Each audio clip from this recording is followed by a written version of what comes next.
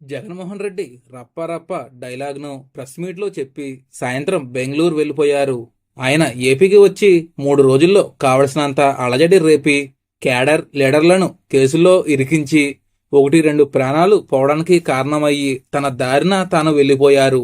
రప్పాడు, పొద్దిలి, తెనాలి, సత్తెనపల్లి ఇలా ఎక్కడికి వెళ్లిన అరాచకాలకు ప్రోత్సాహం ఇచ్చి పెద్ద ఎత్తున ఘర్షణలు జరిగేలా చేశారు. ఈ క్రమంలో పలువురిపై కేసులు నమోదయ్యాయి. నరికేస్తామని బెదిరించేలా పలువురికి ఫ్లెక్సీలిచ్చి వారిని సెలబ్రిటీల్లాగా వైరల్ చేశారు. వారందరిపై కేసులు నమోదయ్యాయి. ఇలా చాలామంది అరెస్ట్ అవుతున్నారు.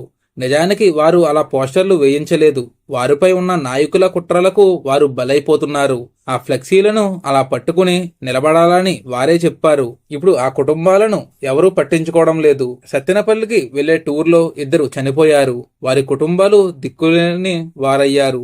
పట్టించుకున్న వారు లేరు. కనీసం 100 మందికి పైగా లీడర్లపై కేసులు ఇటీవల కాలంలో జగన్ పర్యటనల వల్ల నమోదయ్యాయి.